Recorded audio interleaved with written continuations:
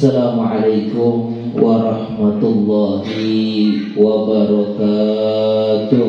Waalaikumsalam warahmatullahi wabarakatuh. Alhamdulillah wassalatu wassalamu ala Rasulillah Sayyidina Muhammad bin Abdullah wa ala alihi wa sahbihi wa man wala.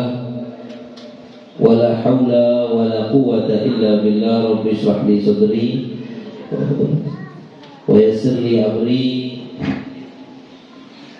wahlul 'uqdatam min lisani yafqahu qawli. Amin.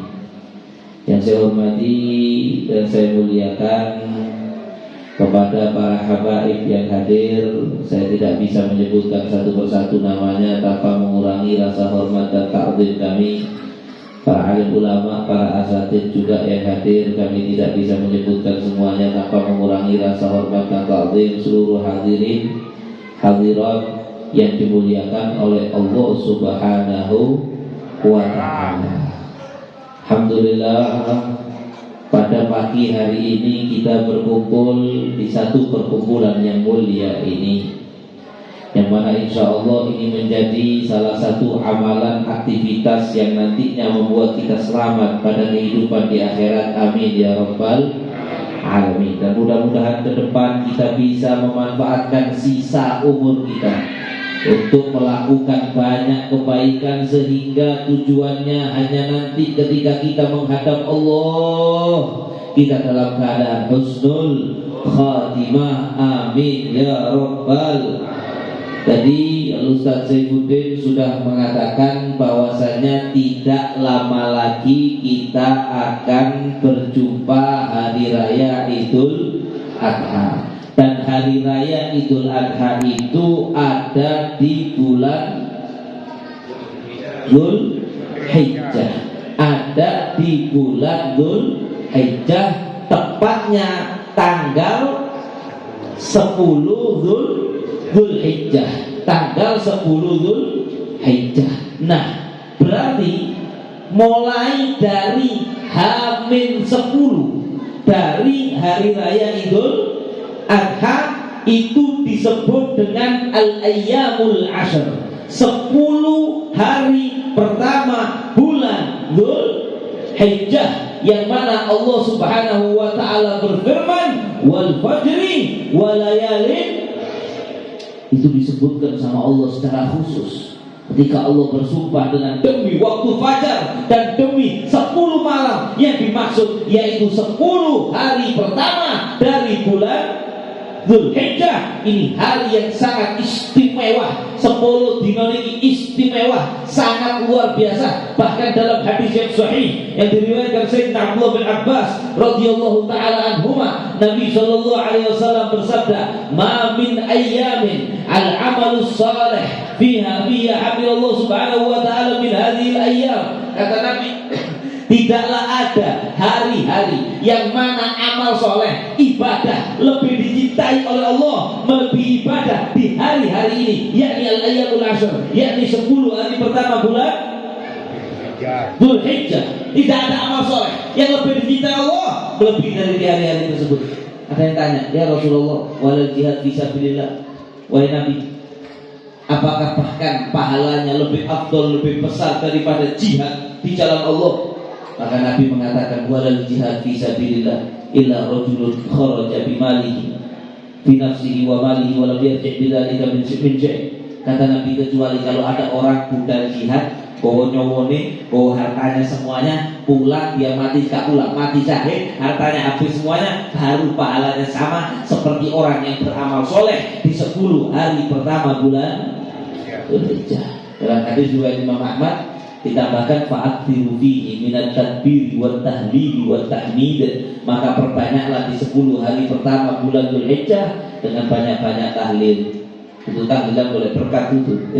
Tahlil maksudnya memperbanyak la ilaha illallah, banyak takbir, banyak mengucap Allahu Akbar, banyak mengucap tahmid alhamdulillah. Bahkan sampai ada riwayat mengatakan al-wailu liman hurima khaira ayyamil ashr, celaka, tanda orang bakal ciloko, bakal diadab kalau dia itu diharamkan Allah untuk mendapat kebaikan 10 hari 10 hari pertama bulan Dzulhijjah. Kok pas 10 hari pertama bulan Dzulhijjah bukannya malah ibadah, tetapi malah maksiat tok. Wis kurban gak kurban perasane wong tok. Wis gak kurban larani wong bunuh tanggane, ganggu koncone, larani bojone sampai bojone menderita dengan kelakuannya dia, maka orang yang terhalang dari kebaikan 10 hari pertama bulan Dzulhijjah itu adalah tanda bahwa dia bakal cilaka di akhirat. Fal iyadu billahi min dzalik. Kemudian kita tahu, gak tahu sekali didelok ngurus pelaku sak kalah-kalah. Apa tadi? Kita tahu bahwa di hari 10 hari pertama bulan Dzulhijjah itu ada tanggal 9 namanya hari Arafah. Sing wukuf, tak wukuf insyaallah tahun ngarep atau tahun bentowo bisa wukuf di Arafah semuanya. Amin ya rabbal alamin. Sing hadir tidak ada yang wafat kecuali sudah melakukan kewajiban haji nantinya. Amin ya rabbal alamin. Dikatakan hari yang paling afdol itu hari Arafah. Dan kita di hari Arafah bagi yang tidak berangkat haji disunahkan poso lali ya. Ini puasa sunnah ranking 1 paling afdol di antara semua puasa sunnah. Bahkan dikatakan som yom Arafah, puasa Arafah itu ya sama seperti som sanaten, seperti koyo poso rong tahun.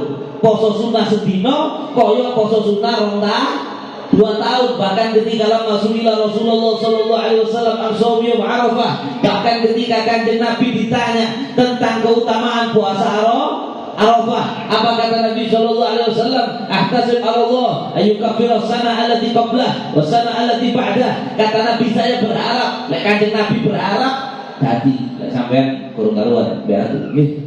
Saya berharap, kata Nabi, dengan 1 hari puasa sunnah Arafah, maka Allah akan mengampuni dosa-dosa setahun yang lalu dan setahun yang akan datang. Loh, nek poso mulai subuh sampai maghrib tok. Wahai yang malas-malas poso sunnah, ada di sini yang malas poso sunnah. Tapi batu ini. Kalau lagi bukan tawa tuh, itu temenan. Saya gak pati akeh poso sunnah. Tapi sak malas-malas sih Arafah yo. Poso, paham? Mungkin bukan ahli Senin Kemis. Ini apa nggih? Tapi begini kok yang dulu guru-guru akeh sing ahli Senin Kemis. Bukan ahli Senin Kemis, itu arek Daud. Puasa sebulan 3 kali ya, mungkin yo kadang-kadang yo akeh enggak, tapi lek Arafah yo lek gak poso yo rada kebacut. Walaupun dia tidak dosa, tidak dosa, tapi ya rada kebacut sampai puasa Arafah kok tidak puasa poso sedino dosane dihapus setahun yang lalu, setahun yang akan datang. Gak poso, rupanya gak rumong soalnya akeh dosane. Betul apa tidak? Ayo sampai yang sekarang misalnya duit tanggungan pajak motor, tidak sih pajak? Atau bayar suwe aku yang kelar kene kalau terus bayar. Misalnya motor belum dibayar pajak petang tahun, setahun 3 juta, petang tahun berapa? 12. Corona pengumuman teko Samsat. Bagi yang tidak membayar pajak tetapi berpuasa 1 hari, maka pajaknya dihapus, tidak perlu bayar. Yakin poso kabeh. Iya. Kira ono sing milih, tapi perlu bayar, enggak usah poso gak kira. Ya, ndak mungkin. Saya yakin semuanya puasa. Sing golongannya arek keslot-keslot poso. Masih yo sepeda motor Honda Grand pajake 1.000. Tetap memilih poso rek, dari Samsat poso. Puasanya harus duduk di kantor Samsat mulai subuh sampai maghrib. Apa wis lu gune ngene, pokok pajak sekian juta dihapus. Itu pajak lah itu dosa itu kalau gak berhasil dihapus harus dibayar. Dibayar dengan apa? Loh, dibayar dengan azab.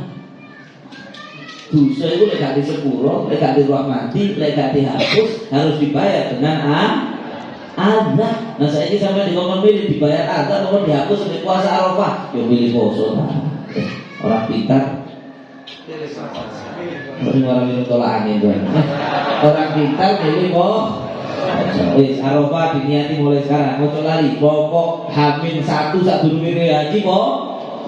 Nah, kemudian hari berikutnya tak oleh poso. Ono sing kesenangan poso sampai Idul Adha poso. Bu seneng, bu medit karena nggak telur kurban. Hari berikutnya adalah namanya Yaumun Nahri, hari kurban. Maka kata Nabi, hadis dari Sayyidah Aisyah, Nabi bersabda, "Ma'amila ibnu Adam amalan yauman nahar ahab ila Allah subhanahu wa ta'ala min hirabatid dam wa innahu la ya'ti yaumal qiyamah bi quruniha wa adlafiha wa ash'ariha wa inna dam la yaqa min Allah subhanahu wa ta'ala bi makan qabla yaqa al-ard fatibu bi anafsan." Atau kama qala Nabi sallallahu alaihi wasallam. Kata Nabi sallallahu alaihi wasallam, tidak ada amalan manusia pada tanggal 10 Dzulhijjah yang lebih dicintai Allah, yang lebih disayangi Allah, melebihi daripada mengalirkan itu darah tonggoi, mengalirkan darah hewan ngek. Itu sing oleh pahala sing ngek apa sing kurban, sing kurban. Afdolnya yang kurban ngek sendiri lah iso lek iso ya. Dalu orang, maka mengalir berkorban itu adalah amalan yang paling afdol pada tanggal 10 Dzulhijjah. Wa innahu la ya'ti yaumal qiyamah. Hewan kurban itu nanti akan datang pada hari kiamat. Biquruniha, bawa tanduknya, wa adlafiha, bawa kuku-kukunya, wa ash'ariha, bawa bulunya jadi saksi. Misalnya si kurban, misalnya kurban. Misalnya saya, mudah-mudahan iso kurban. Misalnya saya kurban, terus kambing yang tak kurbankan itu nanti pada hari kiamat datang. Ya Allah, tolong ya Allah, selamatkan itu saya tak ya Allah, dulu saya di kurbankan, dia datang dengan bulunya, dengan tanduknya. Kemudian ketika hewan kurban disembelih, itu ketika disembelih darahnya itu durung nutul tanah. Kira-kira berapa jam perjalanan darah itu nutul lemah? Kalau saat detik, ya sebelum darahnya nempel tanah, itu pahalanya sudah diterima oleh Allah Subhanahu wa Ta'ala. Dan terakhir Nabi bersabda kalimat yang luar biasa, "Fatibu biha nafsan." Kata Nabi, bergembiralah, senang hai orang yang ditakdirkan Allah bisa berkorban. Tenang, aman, tak bahaya. Tak usah bingung ambil omongan tak bahaya kan? Tak usah bahaya. Kalau mari kurban ikhlas, insya Allah tak bahaya. Maksudnya fatibu biha nafsan, gak bahaya, insya Allah selamat. Lah tadi tak gedung gue, gak punya uang, regane wedhus tambah tahun tambah larang. Lah iki gajiku 3 juta, saya bayar listrik, tuku kuot, pulsa listrik, pulsa HP, tuku skincare bojo, tuku apa mana? Bayar sekolah ya anak, bayar cicilan sepeda, susu ikan di 40.000. Teko gaji 3 juta mang dikai keperluan tuku beras kali 40.000. Celengan gak duwe. Ya opo ben kepingin kurban. Begini ya, agama ini mudah, jangan dibuat susah. Apa perlu saya menghubungi Esikes? Terus sampai di iklan di YouTube itu mas. Mana si jini ya Allah, aku sampai apa? Sampai ya Allah katanya kalau mau ceramah ini iklannya pinjol, gak kurang ajarin gitu. Ya, na'udzubillah min dzalik. Apa perlu saya pinjam ke pinjaman online atau ke bank retail terdekat untuk kurban? Gak boleh, haram. Jelas nih, pinjam seperti itu haram. Maka jangan memaksakan diri. Bahkan utang kongko kayak kurban tidak usah. Legano niat aja. Ini caranya. Ya Allah, kita telah beri kartu lagi. Ya Allah, coba ini 40 juta aku kok nosah sapi tak kurban, tapi kalau sapi yang melompongmu kurang lebih ke bojoku kurang lebih. Aku kalau sapi sih, ilmumu tak kurban, wis ketanggulan. Loh, kenapa kok niat itu? Kalau niat itu sidqan, betul-betul dari hatinya. Dan Allah Maha tahu, innallaha alimun bidatis sudur. Allah tahu apa yang di dalam hatinya dia.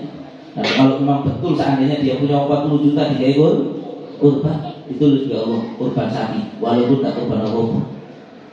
Karena Allah memerintahkan malaikat uktubu li abdi fulan kada wa kada. Hai malaikat tulis buat hamba ini, dia melakukan ini dan ini. Malaikat mengatakan, ya Rabbi innahu la ya'malu. Ya Allah, dia tidak melakukannya. Tulisan kurban sapi lemu. Ya Allah. Saya bujuin kok sing lemu enggak tahu kurban. Ya Allah, innahu la ya'malu. Ya Allah, dia tidak pernah melakukannya, tidak pernah kurban. Kok disuruh nulis pahala kurban? Kata Allah, bal innahu nawahu. Tapi dia itu niat, saking gak duit coba duit kurban.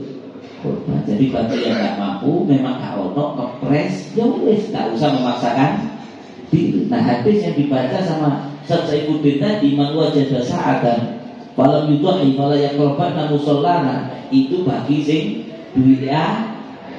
Wajah dan saatan. Gimana sih wajah dan saatan? Barang siapa yang punya rezeki banyak, pas wayane Idul Adha kok gak gelem kurban, kata Nabi, gak usah dekat dua sembayangku. Hanya gak main-main ini. Makanya saya kadang-kadang pernah saya masuk ke satu tempat, itu Idul Adha, sak kampung sing kurban siji. Kampung gak barokah 14 gak bilang. Loh, mending kalau penduduknya fuqara, enggak, sugi-sugi. Terus tak tanya, loh, ini kaji-kaji sugi-sugi, loh sama enggak kurban? Saya tahun 2004 sudah deh. Gagal paham, tidak ngaji loh. Kurban ini bukan satu kali seumur hidup, dituntut setiap tahun. Pokok kali delok itu man, susunya duit kali bayar listrik, bayar skincare itu man. Susu kira-kira sing nganggur cukup kurban, gak cukup nih produk oleh. Yang jadi masalah duitnya di rekening, kira 50 juta nganggur. Tapi saya ini fakir, buktinya sandalku swallow. Aku ngebit, aku tahu aku. Lalu duitnya 50 juta ngendon dengan ini rekening. Atau duit ditumpul di sore batal sampai lihat tuh batalnya goyang-goyang karena gak iso spare ini batal. Kakek duit ditumpul di sorenya situ. Nah, saya mau tanya, kalau punya uang yang dok gak digawe apa-apa, buat makan sudah, bayar listrik sudah, 50 juta kayak kurban cukup apa enggak? Bukan harus tuku sapi, pokok kurban yang memenuhi syarat. Tambah akil, tambah afdol, tambah gede, tambah ilmu, ya tambah afdol. Maka kalau dia punya uang nganggur terus gak gelem, mending tak investasi nonang seketer. Mending duit kita simpen gawe cek bojo kita balemu mang misalnya. Maka dia tidak mau kurban, baru sama Nabi diancam jangan dekat-dekat tempat sholat. Sampai di mazhab Imam Abu Hanifah, kurban itu bagi orang yang punya uang lebih itu wajib di mazhab Hanafi, walaupun di mazhab kita tidak sampai wajib. Maka dari itu jangan diperhatikan. Maka kampung kalau banyak orang yang kurban, itu kampungnya barokah. Maka kampung-kampung kita itu berdua yang haji kudu akeh sing kurban ketok masih kono kurban ning arepe terase wong kurban. Jadi akeh boleh-boleh itu kampung barokah. Berarti wongnya masih memperhatikan apa daripada ajaran Islam. Tapi kalau sampai delok kampung boleh haji kae kan apa-apa. Tuhan dong. Angkal tempe. Tuhan ngambil lengogas ngenteni oleh bagian dah. Berarti ya Allah mental menerima bukan mental ngasih. Kalau zaman dulu kampung, karena gak mungkin kampung itu fakir semua, gak mungkin mesti ada sing sugih. Bahkan sing sugih itu warung pisan. Kita obat dulu sing sugih. La haula wala quwata illa billah. Dulu sing sugih itu warung tapi dikurban ya enggak apa-apa. Jelas nih, maksudnya itu warung kok gak Kemudian ada beberapa hal yang harus diperhatikan. Nabi bersabda, maka ajib tak udhiyatihi fala udhiyatalah. Ini banyak terjadi di masyarakat. Barang siapa yang kurban, kok kulite didol gak sak kurban. Kadang gue lepas kurbannya ono wong sing keliling. Nuku kulit. Kulitnya tak nuku nih. Lumayan rek. Padahal beli kambing 4 juta atau 3,5 juta, kulitnya dituku piro? 15.000, 20.000 dari rumah. Lumayan dijual kulitnya oleh si yang kurban, maka kurbannya tidak dianggap kurban karena hewan kurban itu tidak boleh dijual apapun, mau kulitnya, kate motone, kate untunya, dikurbankan tidak boleh dijual. Ya mana web? Tuh fuqara, masakin, tonggo, dulur sunnah dimakan sebagian, maksimal sepertiga kalau kurbannya bukan kurban kemudian terakhir kate kurban niatnya sing tepat. Ada yang ditanya, kenapa kurban? Isi apa? Aku malah ceramah mulai malah gak enak. Berarti kurban karena suka ngambil tonggo. Akhirnya dapat pahala enggak? Loh, kan semua itu tergantung inamal amalu biniyah, tergantung niatnya. Maka niatnya karena suka ngambil tonggo, olehnya apa? Ya olehnya oleh gak suka ngambil tonggo, pahala enak nih. Maka dari itu apa kata Allah, la yanalullahu luhumuha wala dimauha walakin yanaluhu taqwa minkum. Dalam kurban kata Allah dalam Al-Quran, Allah tidak menerima dagingnya, Allah tidak menerima darahnya. Yang diterima dari Allah taqwa minkum, ketakwaan dari hati kamu. Ketika kamu bayar duit, dia pada awas orang yang ngomong gak ada duit.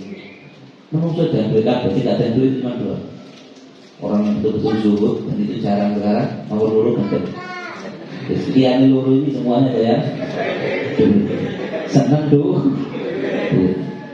Kalau orang itu senang duit, nah kurban itu lah ibadah sing ngetokno duit. Duit yang dia cintai dikeluarkan demi mendapatkan ridhonya Allah. Nah itu namanya takwa. 3 juta ya. Mereka pun milih secara nafsu, itu buat dosa mereka yang lain dia nafsu ya milih lain. Akan tetapi karena saya wedi kok gak bisa cedek Kanjeng Nabi, saya kepingin biar dapat fadilahnya kurban, saya lawan nafsu saya keluarkan uang dibeli kambing buat kurban mengharap ridha Allah. Itu takwa yang diterima sama Allah dalam kurban, bukan dagingnya, bukan darahnya, tapi perasaan itulah yang dinilai oleh Allah Subhanahu wa taala. Kalau kita kurban kayak produksi tidak selfie. Ini kurbanku, mana kurbanmu? Ini betul Allah yang tahu niatnya. Kalau niatnya memotivasi orang biar orang lain kurban, labras, gak apa-apa. Tapi niatnya gak banyak. Waduh kata sapi di terunang masjid itu tulisan Haji Fulan bin Fulan. Jadi sampai ini kapan aku mau ngaji kok baru soleh kelar ngaji. La haula wala quwata illa billah. Kalau ditulisin niatnya gak kidolan ya wis gak apa-apa. Tapi kalau niatnya itu lho kurbanku. Terus saya kono kudu sik sakmono. Rasane awak yo ngalahno tuku sing duwe gak.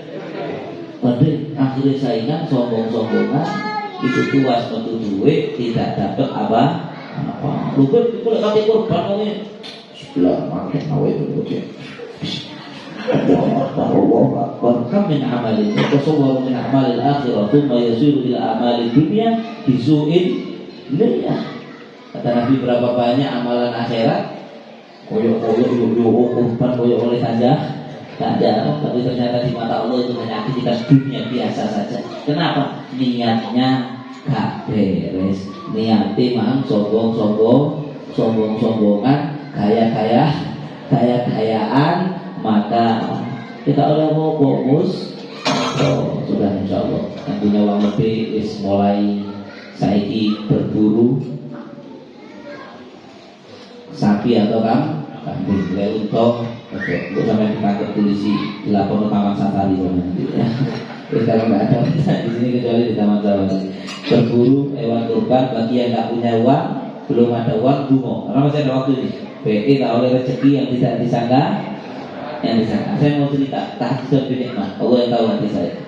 Saya pernah satu kali itu kata kurban ada duit.